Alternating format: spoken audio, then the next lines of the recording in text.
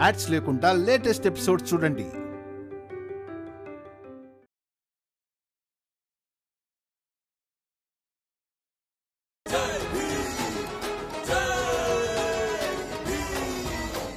నీ తండ్రిని చూడు, తన ముసలి వికలాంగురాలైన చెల్లిని తీసుకొని రాత్రికి రాత్రే పారిపోయాడు. కొడుకు ఏం చేస్తాడు? కొడుకు తండ్రిని వెతికి తీసుకొస్తాడు.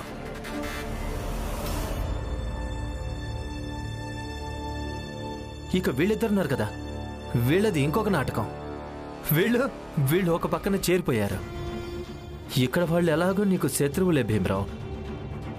దీన్ని నువ్వు పోరాటం అంటున్నావా? ఇక నీకేమనిపిస్తుంది? నీ ఈ పోరాటానికి నేను భయపడతానన్నా? పోరా! ప్రపంచంలో అలాంటిదేది లేనే లేదు భీమరావు. దాంతో ఈ నరోత్తం జోషి భయపడ్డానికి, అలాంటిది నీ ఈ పోరాటానికి భయపడ్డమా? నీ ఈ పోరాటానికి ఈ నరోత్తం జోషి అణువంత కూడా భయపడడు. అర్థమైందా?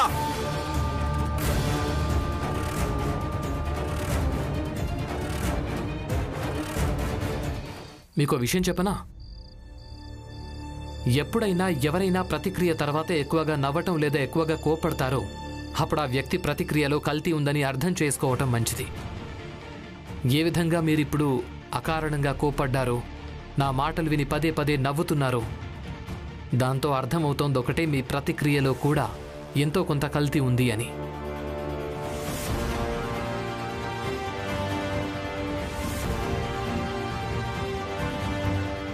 నాన్న, అత్తయ్య, లోపలికి పదండి.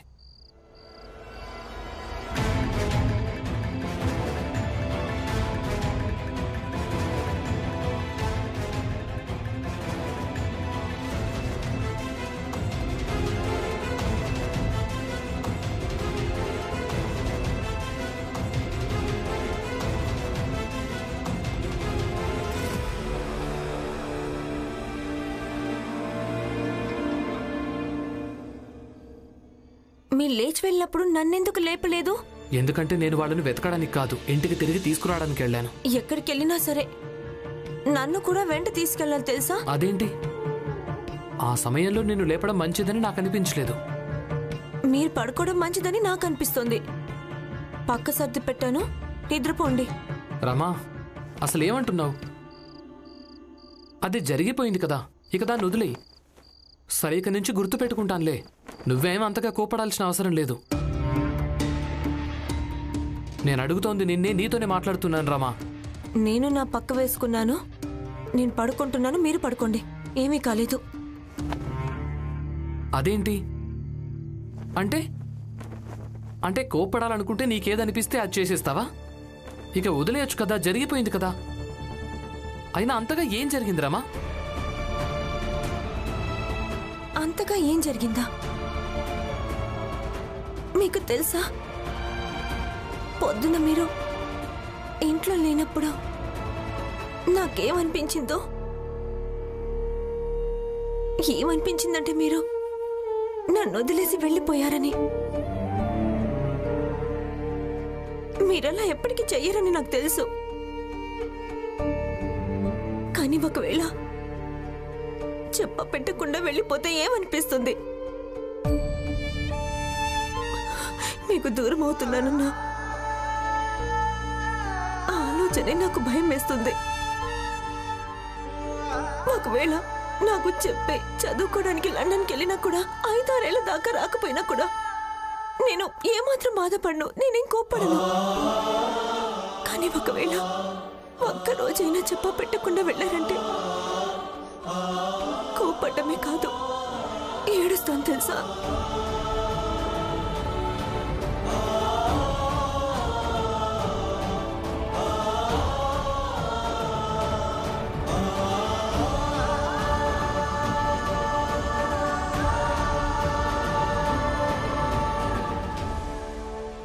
ఏం జరగలేదు, వెళ్ళి పడుకోండి. ఒకసారి మీరు నా స్థానంలో ఉండి చూడండి, ఏం జరిగిందో అప్పుడు తెలుస్తుంది.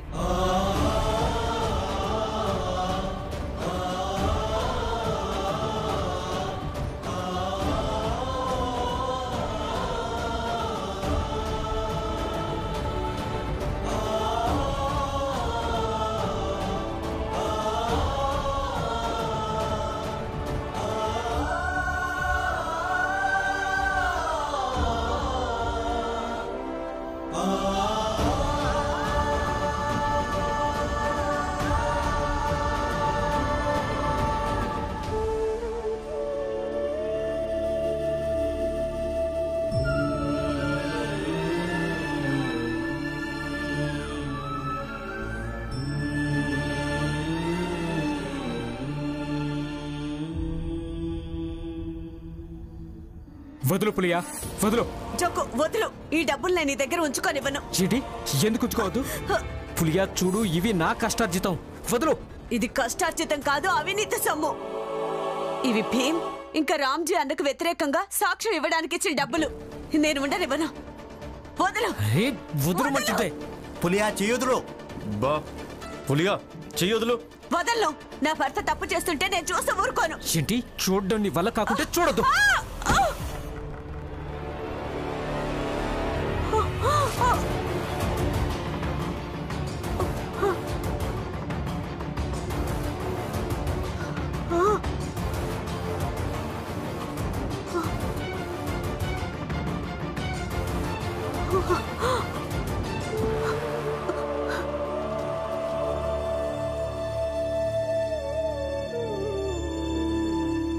నా చుట్టుపక్కల జోరీగలాగా తిరగకుంటే రక్తం కనిపించదు కదా.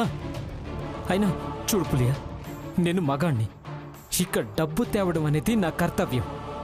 ఇక నేను ఆ కర్తవ్యాన్ని నిర్వహిస్తున్నాను. చూడు, భీమ్, రమ ఇంకా రామ్జీకి సహకరించాలనుకుంటే సహకరించు, కానీ నన్ను మాత్రం ఆపద్దు.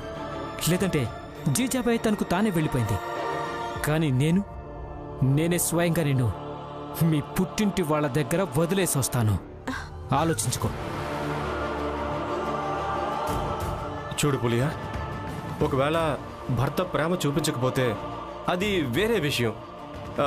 కానీ జోకు నిన్ను ప్రేమిస్తున్నాడు కదా. కేవలం తను నీకేం చెప్తున్నాడంటే నిన్ను తన దారిలోకి రావద్దు అని, అంతే. అవును పులియా, చూడు, దెబ్బ తగిలింది. ఇక వెళ్ళు. వెళ్ళేదైనా ముందు కిందో రాసుకో. నిన్నే వెళ్ళు. వెళ్ళి ముందు రాసుకో.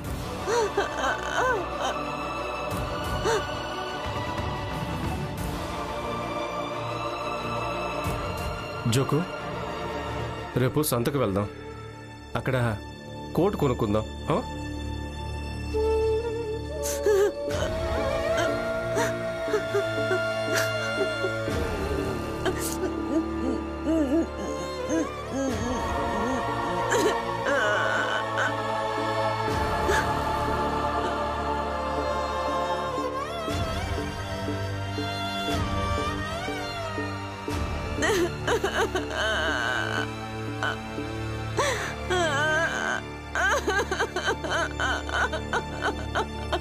ఈ పులియా పిన్ని ఎందుకు ఏడుస్తుంది?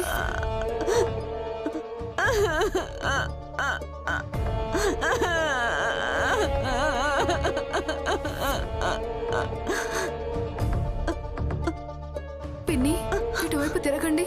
ఇటు చూడండి.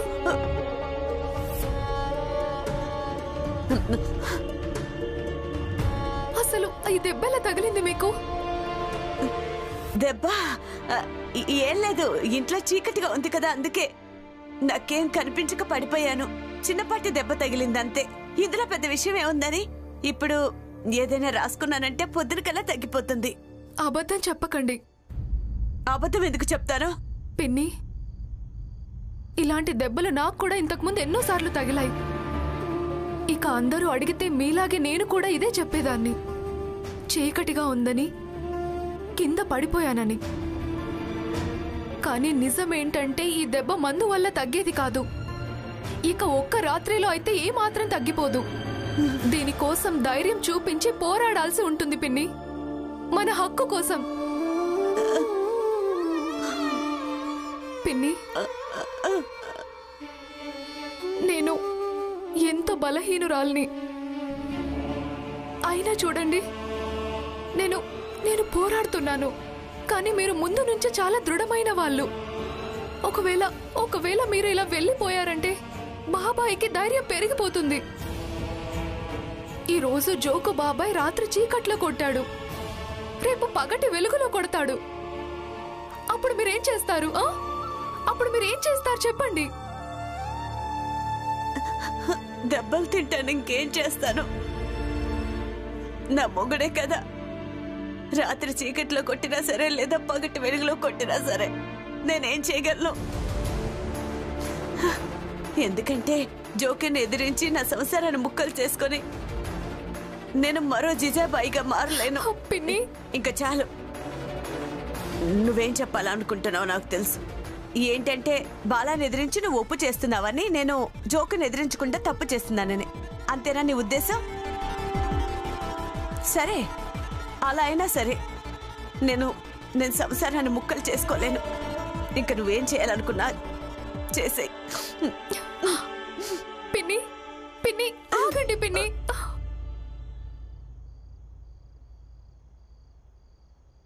విన్నావా?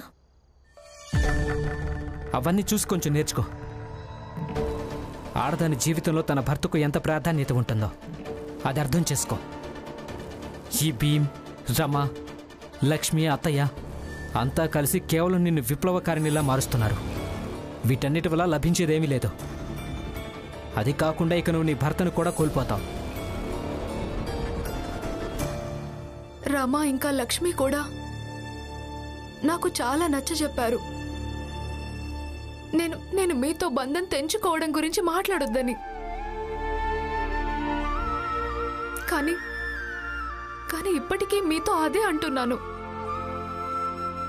మన బంధం తెగిపోయినా సరే, కానీ నాకు మీ మీద నమ్మకం కలగనంత వరకు అంతవరకు నేను మీ వెంట రాలేను. ఎక్కడికైనా సరే నేను రాలేను.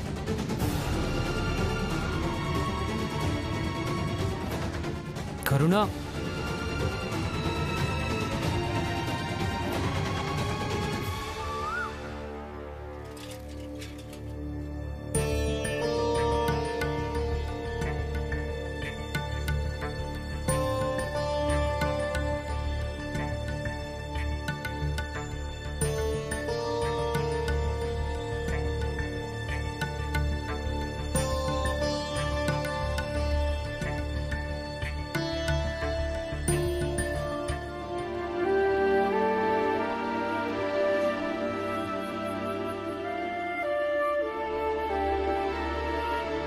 మీరు ఇక్కడెందుకు కూర్చున్నారు? నిద్రపోలేదా? లేదు, రాత్రంతా నేను నీ దగ్గరే కూర్చున్నాను. ఎందుకు? ఎందుకంటే నేను ఆలోచిస్తున్నాను, అర్థం చేసుకుంటున్నాను. ఎప్పుడైనా ఒక మహిళ ప్రశ్న అడిగినప్పుడు అప్పుడు తను అంతగానే ప్రేమ కూడా చూపిస్తుంది అని. ఇక నేను ఎదురు చూస్తూ ఉన్నాను. నువ్వెప్పుడు నిద్రలేస్తావో ఇక నేను నీకు క్షమాపణ చెప్దామని. ఏమంటున్నారు మీరు? నేనన్నది నిజమే రమ్మా.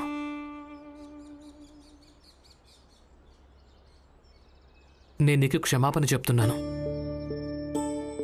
మొన్న రాత్రి నేను నిన్ను నిద్ర లేపలేదు, నా వెంట తీసుకెళ్లలేదు. నేను నీకు క్షమాపణ చెప్తున్నాను. నీ ఆందోళన, ఆవేదన నేను అర్థం చేసుకోలేకపోయాను. నేను నీకు క్షమాపణ చెప్తున్నాను. నిన్న రాత్రి నువ్వు నన్ను ప్రశ్న అడిగినప్పుడు అప్పుడు నేను పొడిపొడిగా జవాబు చెప్పాను. నేను నీకు క్షమాపణ చెప్తున్నాను. నిన్న నా కారణంగానే నీ కళ్ళల్లో నీళ్లొచ్చాయి. ఇక నువ్వేడుస్తూనే నిద్రపోయావు. నన్ను క్షమించురమ్మా.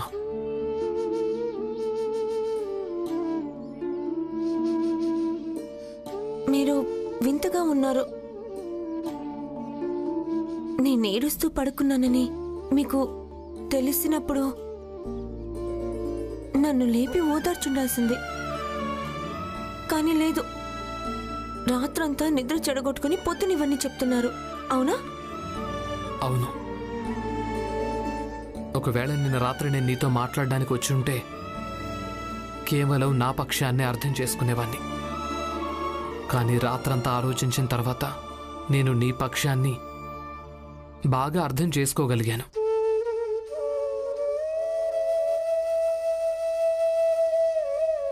ఇక ఎవరికైనా తన అపరాధాలు అర్థం కావటం కోసం ఏకాంతం ఇంకా సమయం కావాలి. ఏమైంది? అవును, ఒకవేళ విషయంలో నేను కూడా అపరాధినే. నన్ను క్షమించండి. ఏ విషయంలో? పదండి బయటికి వెళ్దాం. అందరితో కలిసి చాయ్ తాగుతూ చెప్తాను. పదండి.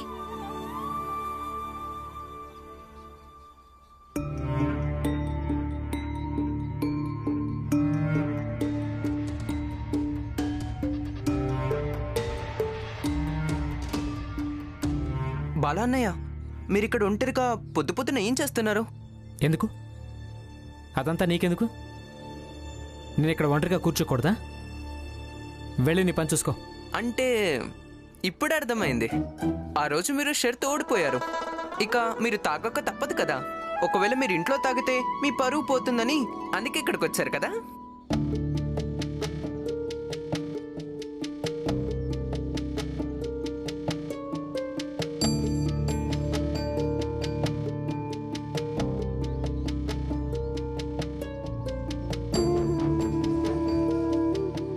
దీపక్ ఏం చెప్పి వెళ్ళాడో అది మీ మీద ప్రభావం చూపించకూడదు.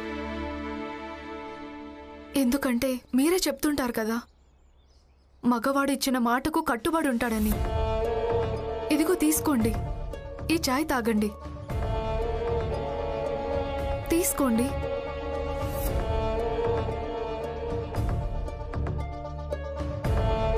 తాగండి.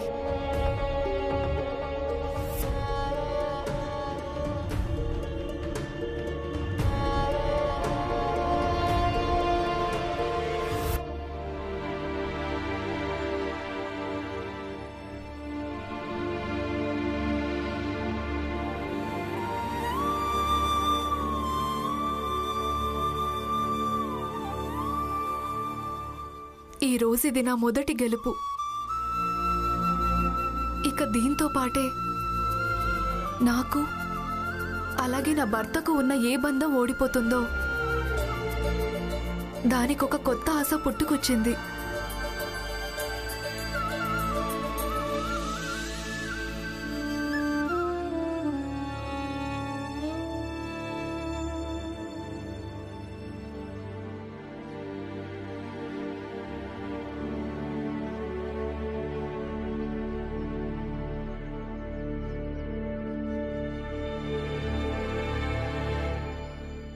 ఈ ఇంట్లో రామ్జీ ఏ వాటాలో ఉంటాడు?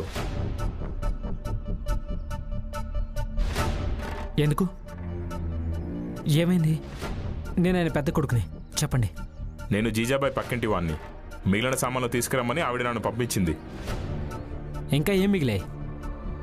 ముందే లాయర్ని పంపించింది. అంత పెద్ద రాద్దంతం చేసింది కదా. లాయర్నా? ఏ లాయరు?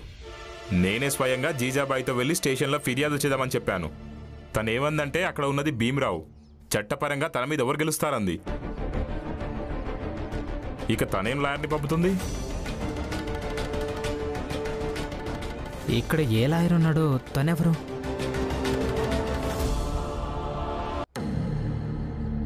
కొంపదీసి నువ్వు అబద్ధం చెప్పడం లేదు కదా? అసలు మీరు ఏమంటున్నారు? నేనెందుకు అబద్ధం చెప్తాను? చూడండి, మాటల్లో పెట్టకండి. రామ్జీ వాటా ఏదో అది చెప్పండి చాలు.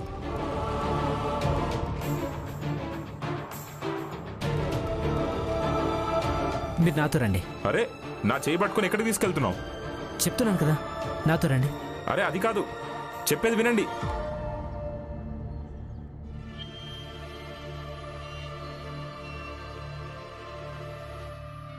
పొద్దు పొద్దున్నే చాయ్తో పాటు మిరపకాయ తింటే మెదడు వేగంగా ఇంకా తీయగా 2 రకాలుగా పనిచేస్తుంది. అన్నట్టు ఒక విషయం చెప్పండి లాయర్ గారు. మేమే ఈ విషయాన్ని తెలుసుకోవాలనుకుంటున్నాం. మీరు ఛాయ్తో పాటు ఇలా మిరపకాయ తినడం వల్లనే ఇంత పెద్ద లాయర్ అయ్యారా, లేకపోతే పెద్ద లాయర్ అయిన తర్వాత ఇలా ఛాయ్తో పాటు మిరపకాయ తినటం అలవాటైందా?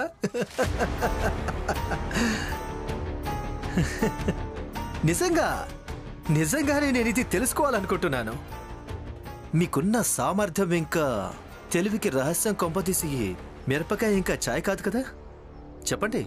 మీరు చాలా వింత వ్యక్తుల్లో ఉన్నారే. నేను ఒక అబలా నారికి అంటే జీజాబాయికి సహాయం చేస్తున్నాను. ఆమె చెప్పడం వల్ల ఆమె కేసు వాదిస్తున్నాను. ఇక మీరిద్దరూ నాకు సహాయం చేయడానికి బదులు పరిహాసం చేస్తున్నారా? అబద్ధం.